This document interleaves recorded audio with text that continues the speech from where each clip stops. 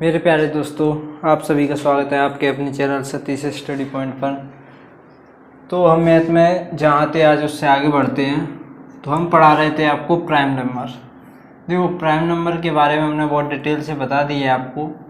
अब हम बताएंगे आपको प्राइम नंबर चेक करना कि कोई भी संख्या लिखी है, कोई भी नंबर लिखा है, तो आपको कैसे पता चलेगा कि वो प्राइम नंबर है या नहीं।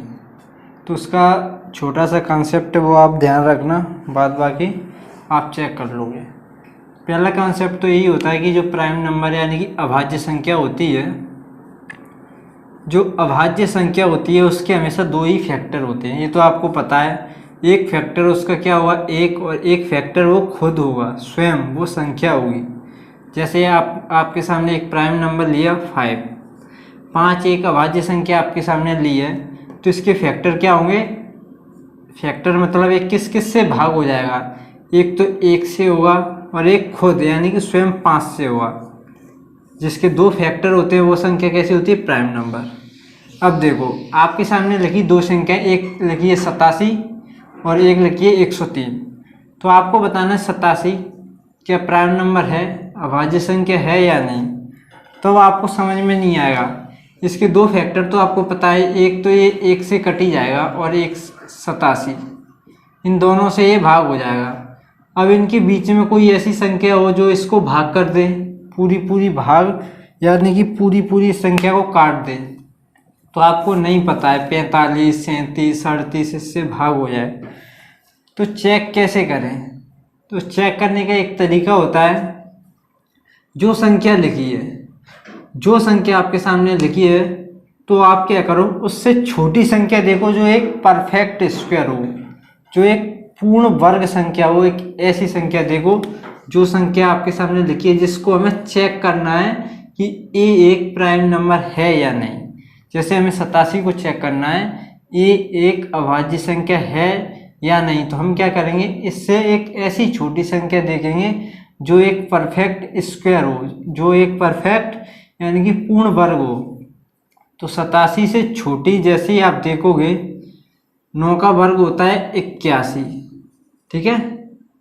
अब देखो 87 से छोटी है कौन सी संख्या, 81। एक किसका वर्ग है, 9 का। तो 1 से 9 तक जिस संख्या का ये वर्ग है वो संख्या लिखो। 1 से 9 तक, 1 से 9 तक इनके बीच में या इनके साथ जो अभाज्य संख्या है, इनके बीच में कौन कौन सी अभाज्य संख्या आप बताओगे। जैसे एक अभाज्य संख्या आपको मिलती है 2, एक 3 और एक 5 और एक 7। इन दोनों के बीच में यही तो मिलती है अभाज्य संख्याएं, ठीक है। ये जो अभाज्य संख्याएं, अगर इनमें से कोई भी एक संख्या इसको भाग कर दे, इनमें से कोई भी एक संख्या इस संख्या को पूरी तरह काट दे, तो हम समझेंगे अगर ये संख्या कट गई तो ये एक अभाज्य संख्या नहीं है। अगर नहीं कटती है तो ये एक अभाज्य संख्या है। तो देखो, 2 से काटोगे तो आपको पता है नहीं कटेगी, नहीं तो आप काट के चेक कर लेना। 3 से काट के देखते हैं। 87 को जब 3 से आप भाग करोगे तो 3 दूनी 6, 2 बचेंगे और 3 नाम 27। तो आपको पता है ये 29 से कट जाएगी। किससे कटेगी, 29 से। तो आपको पता चल गया कि 87 एक अभाज्य संख्या नहीं है, ठीक है। जैसे अभी 103 को चेक करते हैं। किसको, 103 को। तो सबसे पहले करना क्या है हमें, अगर 103 को चेक करना है कि 103 एक अभाज्य संख्या है या नहीं, तो पहले जो संख्या दी है उससे एक ऐसी छोटी संख्या देखो जो एक परफेक्ट स्क्वायर हो, जो एक परफेक्ट स्क्वायर हो, मतलब किसी संख्या का वर्ग हो।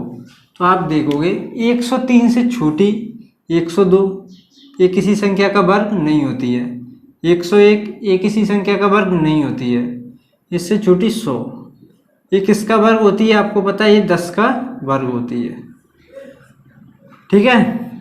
तो जिस संख्या का वर्ग है वहीं तक लेना है हमको।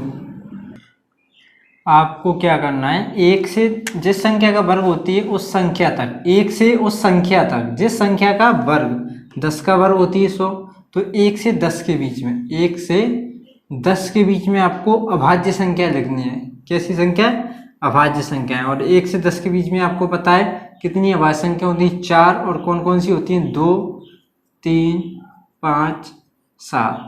अगर इनमें से कोई भी संख्या इस संख्या को भाग कर दे, इस संख्या को काट दे, तो आप समझ लेना ये वाली संख्या अभाज्य संख्या नहीं है। अगर इनमें से कोई भी संख्या इसको अगर ना काट पाए तो समझ लेना ये एक अभाज्य संख्या है। 2 से वाली संख्या काटोगे जब आप, तो देखो कटेगी नहीं, आपको पता है। 3 से काटोगे तो 3 त्रिक 9, 1 13 हो जाएंगे, और 3 चौक 12, एक शेष फिर भी बचेगा।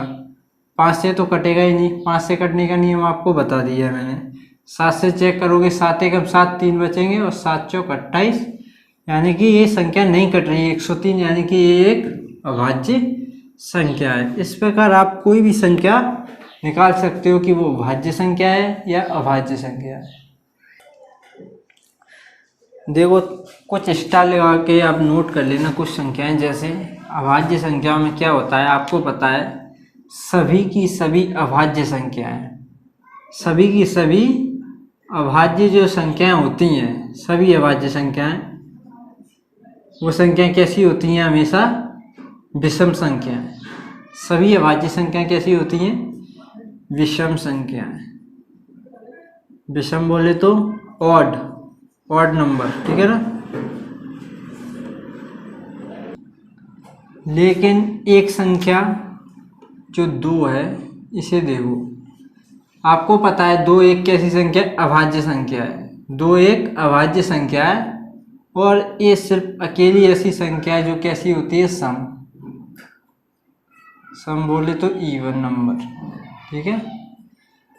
सिर्फ एक संख्या, सभी अभाज्य संख्याओं में सिर्फ एक संख्या 2, सिर्फ ये अकेली ऐसी संख्या है जो कैसी होती है? सम। इसके अलावा जितनी भी अभाज्य संख्या है, मेरे भाई ध्यान से नोट करना इस बात को, 2 के अलावा जितनी भी अभाज्य संख्या है वो संख्या सभी कैसी होती हैं? विषम। 2 एक सम संख्या है। वैसे तो प्राइम नंबर आपको पता है 2 मिनट में पढ़ा के अलग कर देते हैं, लेकिन हमने आपको पूरा डिटेल पढ़ा दिया है प्राइम नंबर के बारे में। और आप सोच रहे हो इतने आसान क्वेश्चन बनते नहीं है। जब आप सीजीएल जैसे एग्ज़ाम की तैयारी करते हैं तो आप उम्मीद मत करना कि सिंपल क्वेश्चन आएंगे। आपको हर एक चीज़ पढ़नी होगी, हर एक चीज़ पढ़नी होगी बिल्कुल बारीकी से। तो अब बढ़ते हैं आगे। देखो प्राइम नंबर का एक ऐसा जोड़ा जो 3 संख्याएं जिनका अंतर केवल 2, 3 संख्याएं प्राइम नंबर, 3 ऐसी संख्याएं, 3 ऐसी अभाज्य संख्याएं जिनके बीच का अंतर कितना हो? 2। तो ऐसा एक जोड़ा बनता है जो है 3, 5, 7। देखो इनके बीच का अंतर कितना है? 2। इनके बीच का अंतर कितना है? 2, ठीक है। तो 3 ऐसी संख्याएं, 3 लगातार ऐसी संख्याएं, इसको स्टार लगा के लिख लेना। 3 लगातार ऐसी संख्याएं जिनके बीच का अंतर क्रम से, इनके बीच का अंतर, इनके बीच का अंतर कितना है? 2। तो पूरी अभाज्य संख्या, टोटल जितनी अभाज्य संख्या है उनमें सिर्फ एक ऐसा जोड़ा 3, 5, 7 का ही बनता है। तो आपको याद रखना है। अब एक छोटे से सवाल की तरफ बढ़ते हैं। एक सवाल आपके सामने लिख दिया है, शॉर्ट में आपको बता देते हैं क्या क्या रहा है सवाल। देखो 3 संख्या x, y, z, 3 संख्याएं, तीनों की तीनों संख्या अभाज्य संख्या है। कैसी संख्या है? अभाज्य। प्राइम नंबर है तीनों की तीनों। अगर इन तीनों संख्याओं को आप जोड़ोगे, अगर इन तीनों संख्याओं को आप जोड़ोगे तो उसका आंसर यानी कि जो उत्तर आना चाहिए कितना आना चाहिए? 100। तो आपको बताना है x का मान, y का मान, z का मान क्या होगा, ये आपको बताना है।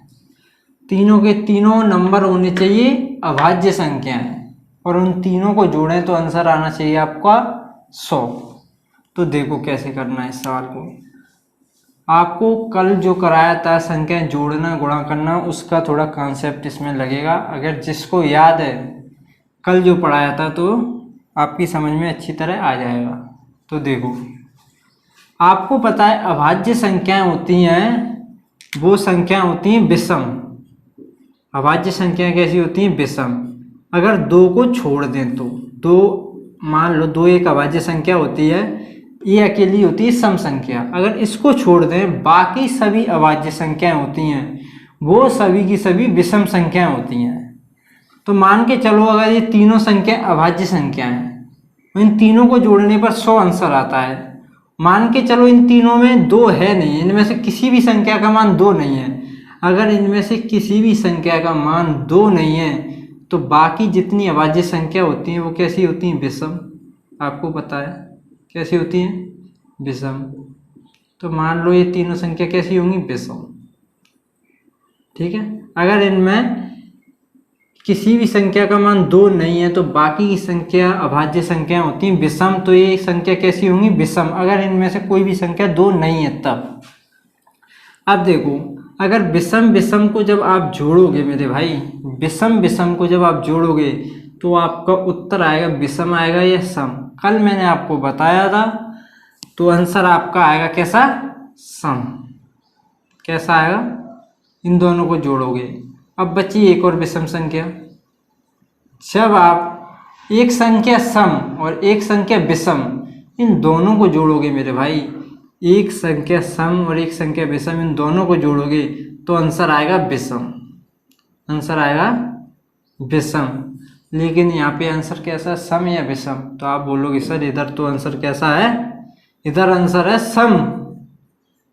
और अगर ये तीनों संख्या विषम है और तीनों विषम विषम को जोड़ोगे तो आंसर आना चाहिए विषम। तो यानी कि इनमें से एक संख्या सम जरूर होगी। और एक सम संख्या होती है सिर्फ 2। अभाज्य संख्याओं में एक सम संख्या होती है 2। तो इनमें से किसी एक संख्या का मान कैसा होगा मेरे भाई? सम होगा। और सम होगा तो वो संख्या कौन सी होगी? 2 होगी। तो देखो,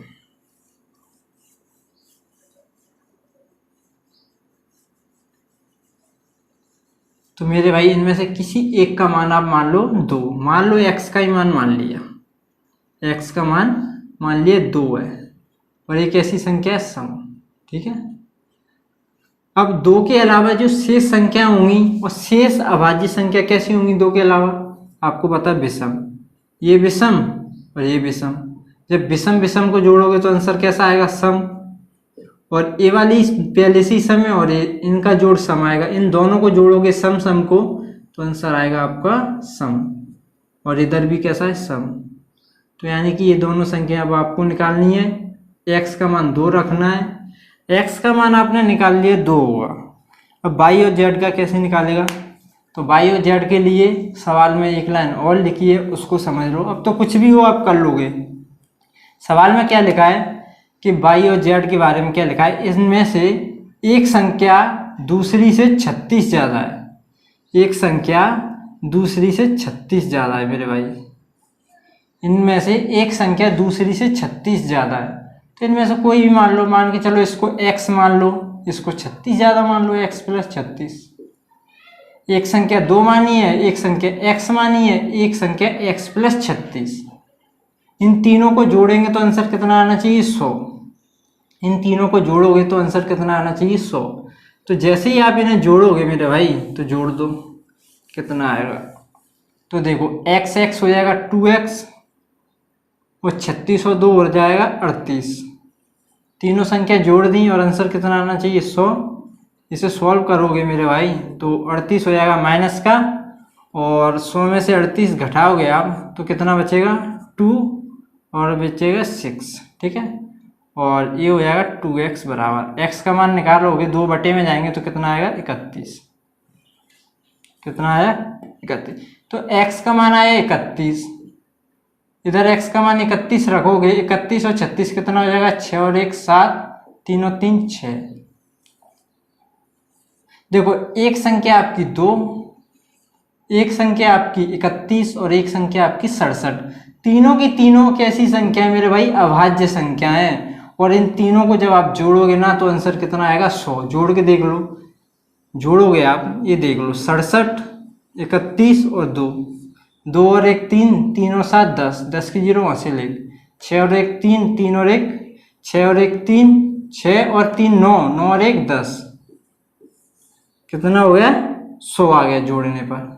तो आपको जो कल बताया था कॉन्सेप्ट जोड़ने घटाने वाला, तो वो आपको पता होना चाहिए। अब आप सोचोगे सर हमारी समझ में कैसे आएगा, ये कैसे किया, हमारे दिमाग में कैसे आएगा। तो मेरे भाई पहली बार आप सवाल को सीख रहे हो, जब आप एक बार कर लोगे जभी तो आपके दिमाग में आएगा। अब ऐसा सवाल जब आपको दिया जाएगा तो मेरे भाई आपके दिमाग में सवाल ऐसे कैसे करना है तो आपके दिमाग में आ जाएगा। तो पहली बार किसी के दिमाग में नहीं आता है, पहले आपको करना पड़ता है, फिर सवाल पहले सीखो, फिर उसके बाद ऑटोमेटिक आपके दिमाग में बनने लगते हैं। तो मिलते हैं नेक्स्ट वीडियो में। Thank you.